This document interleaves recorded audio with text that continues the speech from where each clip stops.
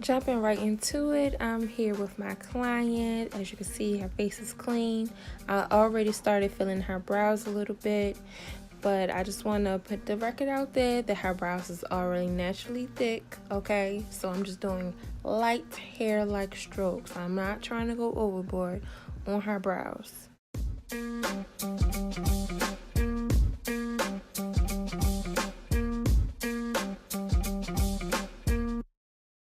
So after I finish filling in her brows, I'm going to go in and conceal her brows with a shade that's closer to her skin tone, maybe slightly lighter. You don't want to go too dramatic. I see the new trend that everybody puts white underneath the brows.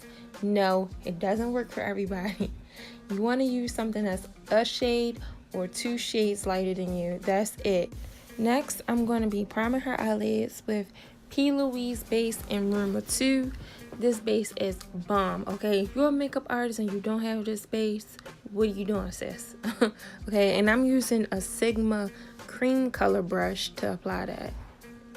Once your base is nice and dried down, after you blend it out, you want to go ahead and start putting the shadows on it.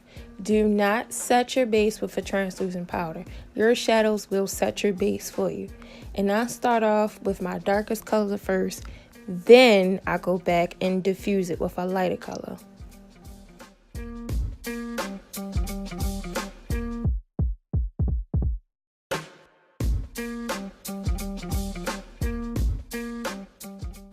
Okay, so after I put her darkest color in her crease, then I'm going in this Morphe palette. This is Armin Gorgeous palette, and I'm using this cream orange color to go ahead and buff out any harsh edges and blend in her colors seamlessly.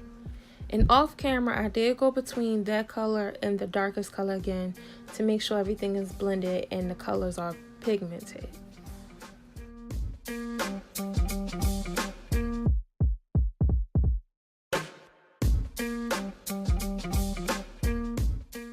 Hey, cut it, cut it, cut it.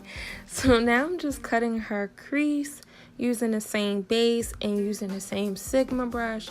This brush, I'm telling you, you need this base and you need this brush in your kit, okay?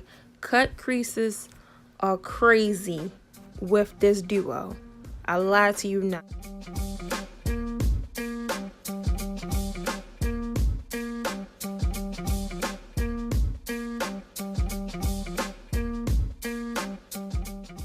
Okay, so after you finish cutting the crease, just go ahead and jump straight into the shadows. I'm using this rose gold color and I'm focusing it on the center of her eye mostly, because after I do that, I'm gonna go in with a lighter shade in the corner of her eye to make a gradient effect.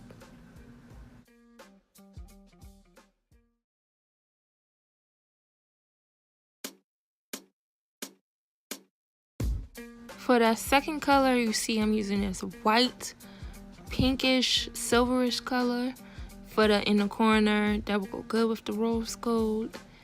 And I'm using that out of another Juvia's Place palette. That's the Masquerade palette.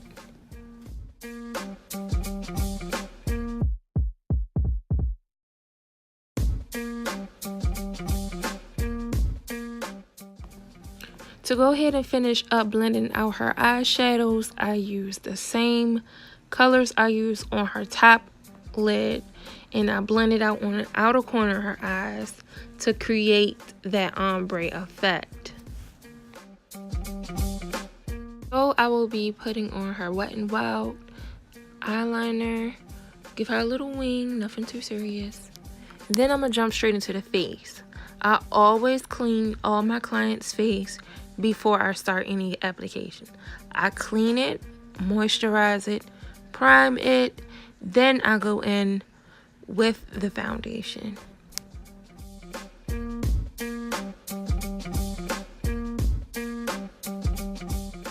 Okay, so the scenes with me putting her foundation on got deleted, but I used CoverGirl's True Matte's foundation in D60, and then I'm using the ColourPop concealer, same concealer I used for brows, and I'm just going ahead and highlight her in all her areas, her T-zone areas. That's under her eyes, forehead, nose, chin, And I also cream contour. That wasn't on camera either, but I just went ahead and blended everything out anyway. And right now you see me using a sponge. I feel like that spreads the product faster to me. Also picks up any excess foundation or concealer. And then I'm setting it with a mixture of Sacha Buttercup and Ben Nye Topaz powder.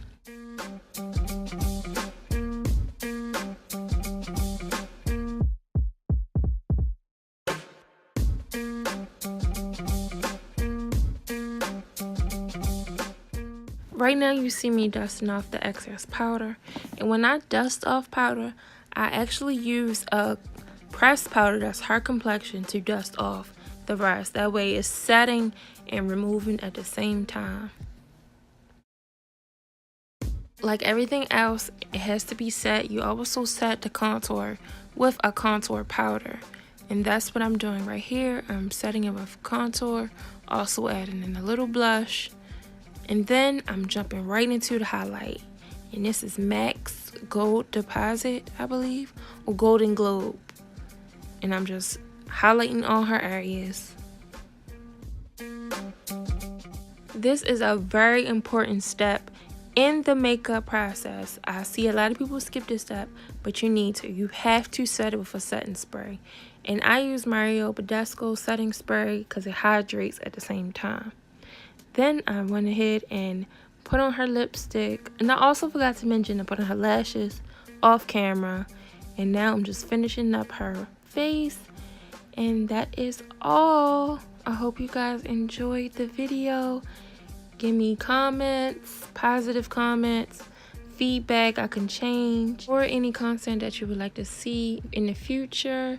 Thanks again. Stay tuned for the next video. Bye.